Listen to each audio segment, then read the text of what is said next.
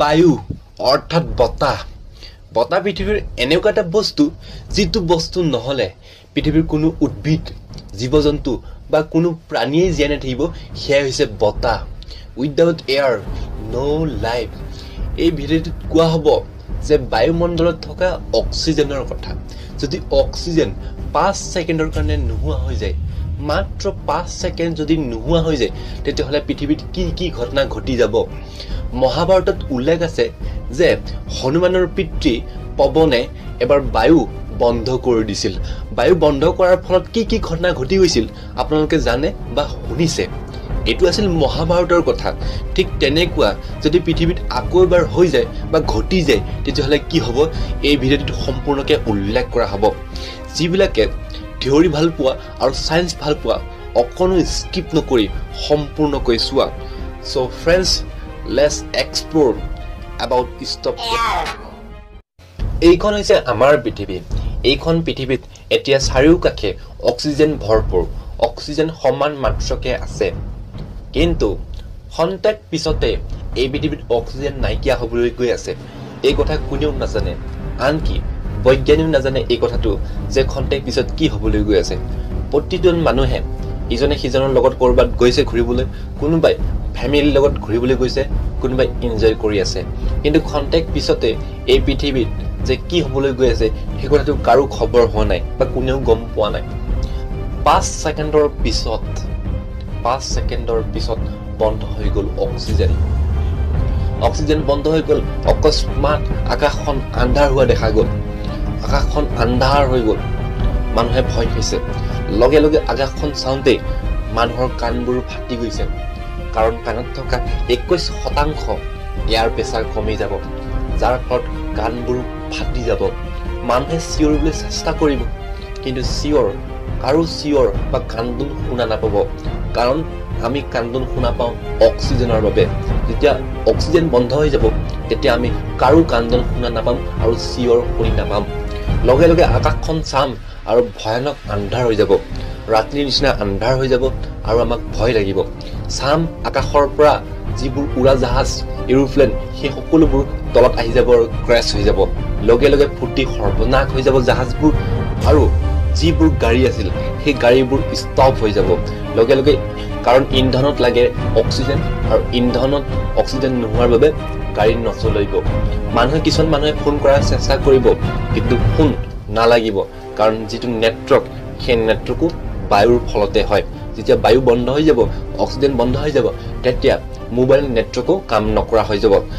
বহুত মানুহ চিঞৰিবলৈ আৰম্ভ কৰিব কান্দিবলৈ আৰম্ভ কৰিব কিন্তু কোনেও ইজনে আনজনৰ কান্দোন শুনি নাপাব কাৰণ কান্দোন বা শব্দ অক্সিজেনৰ দ্বাৰাহে শুনি পোৱা যায় যদি অক্সিজেনে নাথাকে তেতিয়া কোনেও আনজনৰ শব্দ শুনি নাপায় ঠিক একেদৰে ঘটনা জীৱ-জন্তু প্ৰাণীবিলাকৰো হ'ব কাৰণ সিহঁতো চিঞৰিবলৈ আৰম্ভ কৰিব কিন্তু কোনেও ইজনে আনজনৰ শব্দ শুনি নাপাব যাৰ ফলত মৰি যাব আকাশত থকা উৰাজাহাজবোৰ তলত পৰি যাব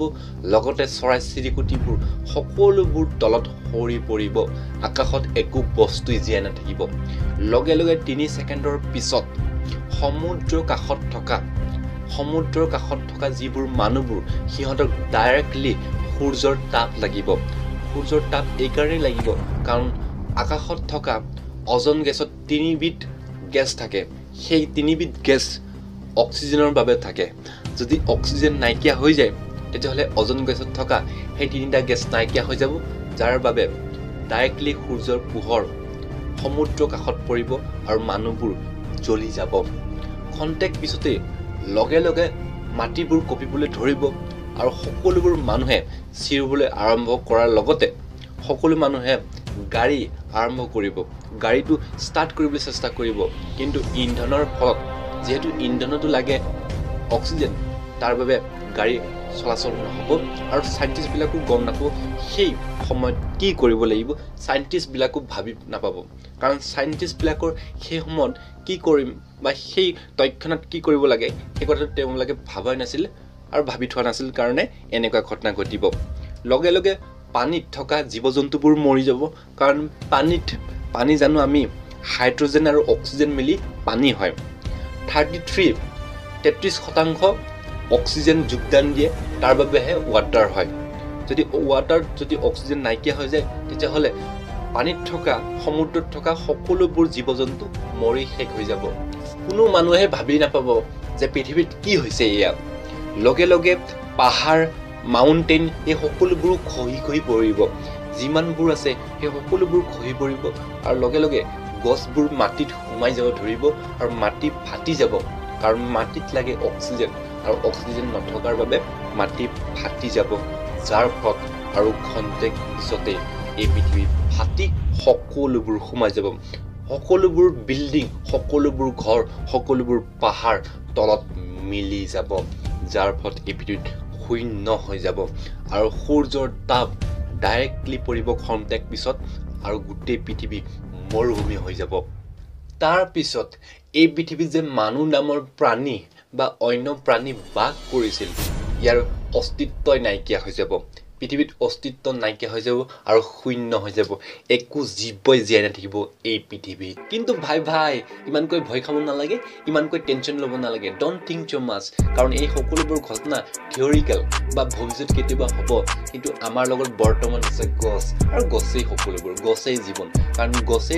জীয়াই ৰাখিছে গোটেই পৃথিৱীখনত অক্সিজেন দি ৰাখিছে গছৰ বাবে আজি মংগল গ্ৰহটো জীৱন জীৱিত হ'বৰ কাৰণে সক্ষম হৈছে সব গছ ৰুই যোৱা গছে আমাৰ জীৱন তাৰ কাৰণে কওঁ মই গছেই আপোন গছেই সপোন পৃথিৱী হৈ যাব পতন যদিহে গছ-গছনিক নকৰা যতন সব গছ-গছনি ৰুৱা আৰু এই সেউজীয়া পৃথিৱীখন চোৱা গছ লগালেহে হ'ব এইখন সেউজীয়া ধৰা এইখিনি কামবোৰ কৰা ভিডিঅ'টো ভাল লাগিলে লাইক কৰা আৰু শ্বেয়াৰ কৰা